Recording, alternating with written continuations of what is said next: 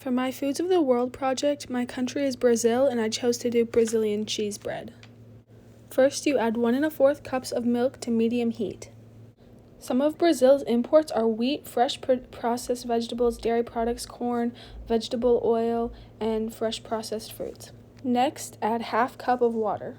Some of Brazil's exports are soybeans, corn, cotton, sugar, coffee, orange juice, and meat. Next, you're going to be adding 6 tablespoons of olive oil. The most common dish in Brazil is feijoada.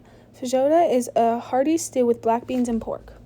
The second most common dish is farofa, traditional Brazilian dish made of toasted cassava flour.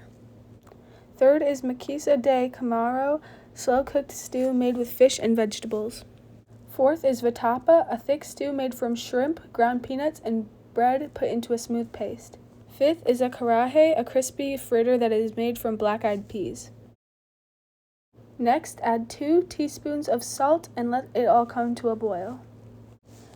Common foods for breakfast in Brazil are cake, fresh fruits that are tropical like papaya and acai, coffee, couscous, toasts with jam, cassava, and cheese and meat. Next, you're going to be adding 4 cups of tapioca flour. Brazil is the largest supplier of coffee in the world, providing 37.4% of the world's coffee. Brazil produces more than 55 million bags of coffee each year to export worldwide. More than 98% of Brazilian households drink coffee, and Brazil is the world's second largest consumer of coffee. Some of the popular dishes in Brazil are number 1, churrasco, a Brazilian barbecue that is made up of steaks, beef, pork, lamb, and chicken on skewers. Second is feijoada. Along with being a common dish, feijoada is also among the most popular. Third is picanha, especially cut beef that is highly prized in Brazil. The meat is grilled and has very little fat. Coxinha is a street food that is a crispy croquette filled with chicken, meat, and cream cheese. Moqueca is a seafood stew with palm oil and coconut milk, traditionally served over rice, dates back over 300 years ago. Some of the major cooking utensils in Brazil are clay pots, which are traditionally used for stews. For example, feijoada is also almost always served in a clay pot. Blenders, a must-have for kitchens. A blender is used to ensure finely chopped salsa, smooth soups, and cocktails. Handheld lime squeezer, not an essential item, but is used in a lot of Brazilian cooking. Next, you're going to be adding your milk, water, oil, and salt mixture to the 4 cups of flour. Next, you are going to blend it together with a hand mixer. Some traditional food customs are that Brazilians always eat later. Their dinner is usually at 8:30, and Brazilians should always accept food when friends or hosts offer it, unless they have a good reason. It is considered rude, and lunch is considered to be the most important meal of the day. Religious food customs. Most Brazilians practice Catholicism. One of the Catholic traditions is to not eat meat during Lent, the 40-day religious period before Easter. Once the dough is mixed, start kneading.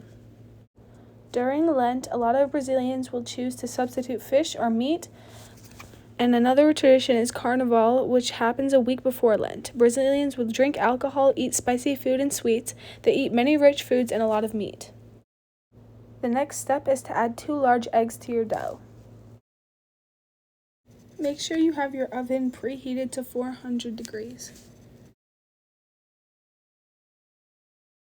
After you crack the 2 eggs, blend them in. A few of the popular holiday meals are tapioca cake, peru natalino, which is a Christmas turkey, lataio, a peruca, which is a pig. Next, we are going to be adding the shredded mozzarella to the dough, and you will be adding 1 cup.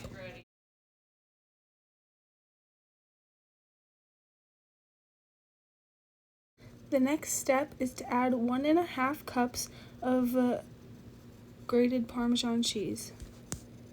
A few more popular holiday meals are arroz natalino, which is a Christmas rice, tender, which is a Christmas ham, rabanada, and mousse de maracujá, which is a passion fruit mousse.